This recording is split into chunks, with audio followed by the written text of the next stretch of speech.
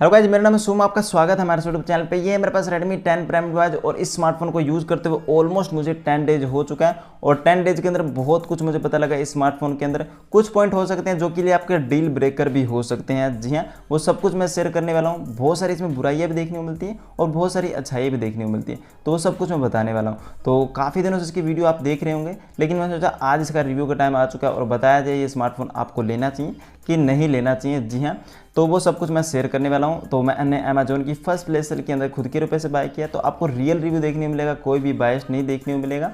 तो अगर आगे जाके आपको वीडियो को मैं वैल्यू लगती है तो वीडियो को एक लाइक भी कर दीजिएगा और चैनल पे नहीं तो चैनल को सब्सक्राइब कर लीजिएगा। चलिए स्टार्ट करते हैं इस रिव्यू को और देखते हैं ये स्मार्टफोन लेने लायक है भी या नहीं। सबसे पहले मैं शुरुआत करूंगा इसके डिज़ाइन से, क्योंकि इस स्मार्टफोन पर काफ़ी लोगों को डिज़ाइन बहुत ज़्यादा पसंद आ रहा है। नो डाउट मुझे भी इस स्मार्टफोन का डिज़ाइन बहुत ज़्यादा अच्छा लगता है। किसी भी पे फ़ोन पर आप बात करते हैं तो इंप्रेशन दूसरे पे अच्छा लगता है और एक फ्लैगशिप प्रकार का यहाँ पर डिज़ाइन दिया गया है। जैसे कि मी 11 अल्ट्रा में जो कैमरा लेआउट बीच में साइड में देखने को मिलता था, उसी प्रकार का कुछ लेआउट देखने को मिलता था।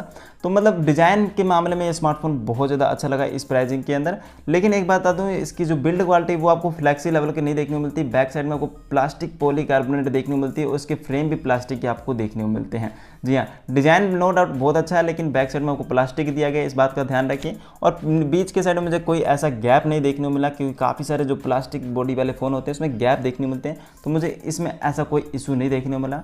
और कैमरा बम्प को लेकर काफ़ी लोग बोलेंगे कितना है, तो कैमरा बम्प है ज़रूर, लेकिन इसके अंदर जो बैक कवर दिया हुआ है या कोई नॉर्मल बैक कवर लगाते हैं तो इस कैमरा बम्प को आप कवर कर सकते हैं। लेकिन एक बात बता दूँ, इस डिज़ाइन के अंदर मतलब कमी तो नहीं है। मतलब ये स्मार्टफोन मतलब थोड़ा सा मोटा आपको देखने को मिलता है। मतलब इसकी थिकनेस की बात को तो बहुत ज़्यादा है, 8.93 mm का थिकनेस, मतलब 9 mm के आसपास। थोड़ा ये डिवाइस बल्कि देखने को मिलेगा और बैक पर लगाने पे बहुत ज़्यादा मतलब मोटा हो जाएगा। मतलब बहुत ज़्यादा ये बल्कि डिवाइस देखने को लगेगा जब अपने हाथ में पकड़ेंगे, जब आई थिंक आपको फील होगा। इसके डिज़ाइन में एक चीज़ और अच्छी लगी कि ये मेट फिनिशिंग के साथ आता है। जो मैंने व्हाइट कलर बाय किया, इसका ब्लू कलर भी आई थिंक मेट फिनिशिंग से आता है, जिसकी वजह से कोई भी फिंगर नहीं लगते इसके बैक साइड में। इस स्मार्टफोन में कुछ सॉफ्टवेयर मिसिंग फीचर की बात कर लो जो कि किस लोगों के लिए डील ब्रेकर हो सकते हैं। जी हाँ, इस फोन के अंदर आपको ड्यूल ऐप्स का फीचर नहीं देखने को मिलता। लेकिन पता है आपको, जितने भी 9 से 10 हज़ार के भी स्मार्टफोन आते हैं उस स्मार्टफोन में Xiaomi ड्यूल ऐप का फीचर देता है, लेकिन इस स्मार्टफोन के अंदर वो फीचर नहीं है। मतलब आप किसी थर्ड पार्टी ऐप को डाउनलोड करके ड्यूल ऐप क्रिएट करना पड़ेगा। इस बात का आपको थोड़ा ध्यान रखना है। वॉइस चेंजर का फीचर आपको नहीं देखने को मिलता, ना ही क्विक बॉल देखने को मिलता है, ना ही सेकंड स्पेस देखने को मिलता है। तो ये कुछ सॉफ्टवेयर के फीचर मिसिंग देखने को मिलते हैं। और इस स्मार्टफोन में आपको गूगल का ही डायलर देखने को मिलता है। मतलब आप फ़ोन करोगे, अगर रिकॉर्ड पे आप क्लिक कर देते हो तो अगले वाले को बता दिया जाएगा कि आपकी कॉल रिकॉर्ड की जा रही है। और ऑटो कॉल रिकॉर्डिंग का फीचर अभी के लिए फिलहाल के लिए नहीं है, लेकिन आप जब कॉल करोगे तो आपको याद रखना पड़ेगा रिकॉर्ड पे क्लिक करना है, प्लस वो आपको अगले वाले को बता दिया जाएगा कि आपकी कॉल रिकॉर्ड की जा रही है। स्मार्टफोन की डिस्प्ले की बात को तो इस डिस्प्ले के अंदर कुछ आपको अपग्रेड देखने को मिलते हैं। अगर हम कंपेयर करें प्रीवियस जो कि इनके 9 प्राइम आए थे या Redmi 9 आया था, जो भी इनके स्मार्टफोन आते थे इस प्रकार से, तो उसमें आपको बॉर्डर ड्रॉप नॉच देखने को मिलता था, लेकिन इसमें आपको सेंटर पंच होल डिज़ाइन देखने को मिलता है। तो ये एक अपग्रेड किया गया है। लेकिन आपको 6.5 इंच का एक full HD IPS LCD display देखने को मिलता था। जैसे कि 10 सीरीज जो भी ये लॉन्च करे थे वो एमोलेड डिस्प्ले के साथ आ रहे थे, तो लोग सोचते थे ये आपको एमोलेड डिस्प्ले के साथ देखने को मिलेगा, लेकिन 10 प्राइम आपको IPS LCD डिस्प्ले के साथ देखने को मिलता है। और एक बात और, एक इसमें वाइड बेल एनिमल का भी सपोर्ट देखने को मिलता है। मतलब कि आप अमेजोन नेटफ्लिक्स पे आप वीडियो स्ट्रीम करते हैं तो फुल HD के अंदर इसको आप वॉच कर सकते हैं। और इस फोन में आपको 60 हर्ट्ज और 90 हर्ट्ज का सपोर्ट देखने को मिलता है। 90 हर्ट्ज की डिस्प्ले देखने को मिलती है और 30 हर्ट्ज, 60 हर्ट्ज, 90 हर्ट्ज ऑटोमेटिक ये साइन करता रहता है। जो भी आप ऐप्स यूज़ करोगे, जिस हिसाब से वो ऐप सपोर्ट करता होगा उस प्रकार से वो डिस्प्ले मतलब आपकी 90 हर्ट्ज पे चलती रहेगी। लेकिन आपको बात ध्यान रखना है कि जो कि इसका 90 हर्ट्ज है उतना ज़्यादा कामयाब नहीं है। वैसे मैंने इस फोन को अपडेट कर लिया था MIUI 12.5.2.0 पे। मतलब उस अपडेट को करने के बाद भी इसमें जिटरीनेस फील देखने को मिलती है। मतलब थोड़ा बहुत लैग आपको देखने को मिलता है। मतलब UI में लैग भरा हुआ है, इसका अच्छा ऑप्टिमाइज नहीं करके दिया Xiaomi ने। इतने सारे फीचर मैंने बताया था ना शुरू में, इसने रिमूव कर दिए। मैंने सोचा इतने सारे फीचर रिमूव करके इसकी परफॉर्मेंस हमें अच्छी देखने को मिलेगी, लेकिन UI में बहुत ज़्यादा लैग देखने को मिलता है। लेकिन 12.5.2.0 के अंदर जो अपडेट है उसके बाद जो 90 हर्ट्ज में अपने फ़ोन को चलाते हैं तो लैग है, लेकिन पहले के मुताबिक कम कर दिया गया, लेकिन लैग अभी भी आपको देखने को मिलता है। स्मार्टफोन की एक ब्राइटनेस की बात कर लूँ तो ब्राइटनेस ऐसी बात नहीं कि विजिबल नहीं है, विजिबल है। आप इंडोर आउटडोर के अंदर इस डिस्प्ले को आसानी से यूज कर सकते हो। मैंने सनलाइट में भी यूज़ किया, मतलब डिस्प्ले विजिबल रहती है। लेकिन जो Xiaomi पहले LCD डिस्प्ले यूज करता था उससे कंपेयर करके देखो तो इसकी ब्राइटनेस आपको लिटरली कम देखने को मिलती है। मेरे पास काफ़ी सारे फ़ोन है, Redmi के ही फ़ोन मैंने कंपेयर करके देखे हैं जो कि IPS LCD वाले मेरे जितने फ़ोन थे उसके साथ मैंने कंपेयर करके देखा तो इसकी ब्राइटनेस कम निकल के आ रही थी बाकी के मुकाबले। तो यहाँ पे थोड़ा बहुत इन्होंने डिस्प्ले के लेकर भी कॉम्प्रोमाइज़ किया, सेंटर पंच होल तो दे दिया लेकिन थोड़ा आपको कॉम्प्रोमाइज़ करना पड़ेगा इसको ब्राइटनेस को लेकर। लेकिन ऐसी बात नहीं कि डिस्प्ले विजिबल नहीं है, विजिबल है, सनलाइट में भी आप आसानी से यूज कर सकते हैं। अब स्मार्टफोन के प्रोसेसर की बात कर लूँ तो काफ़ी लोग सोच रहे हैं इसमें मीडियाटेक का हीलियो G88 वाला प्रोसेसर है जिससे में परफॉर्मेंस अच्छी देखने को मिलेगी, जैसे कि G85 से अपग्रेड किया गया। लेकिन आपको मैं बता दूं ये G85 को ही G88 बना दिया और इस फ़ोन के अंदर सॉफ्टवेयर इतना अच्छा ऑप्टिमाइज नहीं किया जिसकी वजह से आपको परफॉर्मेंस अच्छी देखने को मिलेगी। जी हाँ, अभी के लिए जब मैं फ़ोन को यूज़ कर रहा हूँ UI बहुत ज़्यादा लैग भरा पड़ा है, किसी भी एप्लीकेशन को ओपन करो क्लोज करो 1 से 2 सेकंड का टाइम आसानी से ले लेता है। तो ये आपको देखने को मिलेगा। इस स्मार्टफोन में आपको फिंगरप्रिंट मैंने पहली बार देखा है, एक्सपीरियंस किया, मैंने काफ़ी सारे फ़ोन यूज़ किए, फिंगरप्रिंट स्लो देखा है लेकिन ये इसका फिंगरप्रिंट बहुत ज़्यादा स्लो है। मैक्सिमम टाइम ये बहुत 1 से 2 सेकंड का टाइम लगाता है अपने फिंगरप्रिंट को ओपन करने के अंदर। जी हाँ, इस स्मार्टफोन में आपको फिंगरप्रिंट स्लो देखने को मिलता है। इस स्मार्टफोन की अंतु स्कोर की बात को तो 2,07,000 के आसपास मुझे देखने को मिला। इस स्मार्टफोन में मुझे कोई मल्टी टच इशू नहीं देखने को मिला। लेकिन आप गेमिंग खेलते तो इस स्मार्टफोन में गेमिंग अच्छी खासी आप प्ले कर सकते हो, कोई उतने ज़्यादा फ्रेम ड्रॉप नहीं है। लेकिन सेनो के अंदर आपको थोड़े बहुत फ्रेम ड्रॉप ज़्यादा देखने को मिलेंगे, इस चीज़ को मैंने एक्सपीरियंस किया।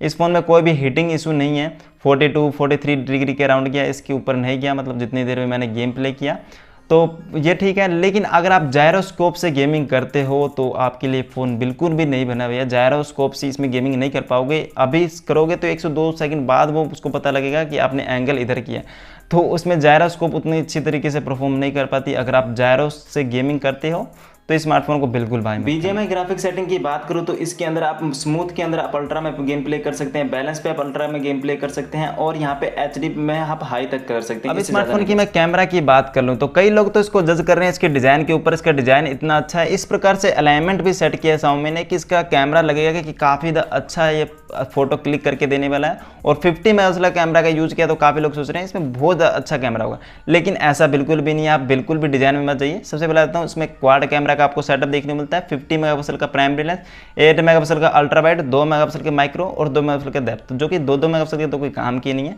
लेकिन जो आप इंडोर के अंदर जितनी भी फोटो क्लिक कर लो या लो लाइट में क्लिक कर लो तो इसमें फोटो के अंदर आपको जिटरीनेस और थोड़ा सा ऑयली आपको देखने को मिलेगा और थोड़ा सा ओल्ड फैशन से फोटो निकाल के देता है। मतलब Xiaomi ने इस Redmi 10 Prime के साथ पता नहीं क्या किया है, सॉफ्टवेयर बिल्कुल भी अच्छी तरीके से ऑप्टिमाइज करके नहीं रखा। जी हाँ, अब काफ़ी लोग सोच रहे हैं इसमें 50 मेगापिक्सल का कैमरा है तो बिल्कुल भी अच्छा परफॉर्म नहीं करता। Xiaomi को अभी इसमें अपडेट देने की जरूरत है और अपने कैमरे ऑप्टिमाइज करने की जरूरत है। तो बिल्कुल में एक ही कंडीशन में इसकी फ़ोटो अच्छी निकल के आती है, अगर आप आउटडोर के अंदर किसी पेड़ पौधे के पास फ़ोटो क्लिक करते हो तो वहाँ पे थोड़ी अच्छी फोटो निकल पे आएगी। डिटेल आपको बिल्कुल भी नहीं देखने को मिलेगी अगर आप इंडोर कंडीशन के अंदर कोई फोटो क्लिक करते हो। फ्रंट में आपको 8 मेगापिक्सल का आपको देखने मिलेगा। कैमरा फ्रंट मुझे थोड़ा ओके लगा, लेकिन इंडोर के अंदर लो लाइट में खींचते हैं तो उसमें फ़ोटो थोड़ा सैकी और थोड़ी सी धुंधली निकल के आ जाती है। तो मुझे कैमरा के अंदर इसका जो अलाइनमेंट इन्होंने इस प्रकार सेट किया, मैंने जब बॉक्स से निकाला तो मुझे लगा बहुत अच्छा कैमरा होगा, लेकिन ऐसा बिल्कुल भी नहीं है। कैमरा मतलब ऑप्टिमाइज अच्छी तरीके से Xiaomi ने किया। अब क्या ही बोलूँ मैं इसके बारे में। इसकी बात कर लूँ बैटरी की, बैटरी मुझे काफ़ी ज़्यादा इंप्रेसिव लगी क्योंकि इसमें आपको देखने को मिलती है 6000 mAh की बिग बैटरी। जी हाँ, जो कि 1 से 1.5 दिन आसानी से बैकअप दे देती है। और जब ये ग्लोबल में लॉन्च हुआ था 5000 mAh बिग बैटरी के साथ आया, लेकिन इंडिया में लॉन्च किया तो यहाँ पे 6000 mAh Xiaomi ने बिग बैटरी दी। तो ये एक Xiaomi के लिए थम्स अप है स्मार्टफोन के लिए। लेकिन इसकी चार्जिंग टाइम की बात कर लो तो वो थोड़ा उल्टा है यार, क्योंकि 2.5 से 3 घंटे के आसपास आपको टाइम लगने वाला है अपने फ़ोन को फुल चार्ज होने में। आज की टेक्नोलॉजी क्या चल रही है कि 60 मिनट या 1.5 घंटे के अंदर आपको फ़ोन चार्ज होता है, लेकिन ये 2 गुना ज़्यादा है। मतलब 1000 mAh बैटरी प्लस तो देखने को मिलती है, लेकिन 2.5 से 3 घंटे के आसपास आपका फ़ोन फुल चार्ज होता है। तो इस बात का थोड़ा ध्यान रखना है। एक मुझे इस स्मार्टफोन की एक कमाल की बात यह लगी कि 6000 mAh बिग बैटरी के होने के बाद भी जो इसका वेट है वो काफ़ी ज़्यादा मैनेज करके रखा है Xiaomi ने। 193 ग्राम के आसपास ये देखने को मिलता है। मतलब जितने ही मैंने काफ़ी सारे फ़ोन यूज किए हैं जो कि 200 ग्राम से ऊपर चले जाते हैं 6000 mAh बिग बैटरी होने के बाद, लेकिन इसमें 6000 mAh बैटरी होने के बावजूद भी 193 ग्राम के आसपास इसका वेट आपको देखने मिलता है।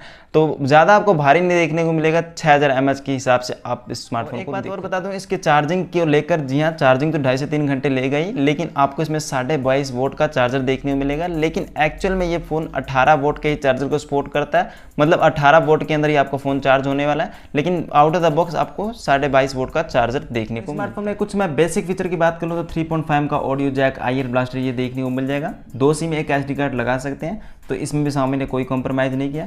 इस स्मार्टफोन की मैं स्पीकर की बात करूँ तो यहाँ पे ड्यूल स्टूडियो स्पीकर देखने को मिला, तो स्पीकर से मुझे कोई शिकायत नहीं है। वैसे बात नहीं बोलूँगा, बहुत ज़्यादा लाउड भी देखने को मिलता है, लेकिन मुझे शिकायत नहीं है। इसका आप साउंड भी सुन सकते हैं, जो कि आपके सामने क्लिप आ जाएगी। तो ड्यूल स्टूडियो साउंड है, मतलब दोनों साइड आपको स्पीकर देखने को मिलता है। तो स्टूडियो का आपको एक एक्सपीरियंस यहाँ पे आपको देखने को मिलेगा।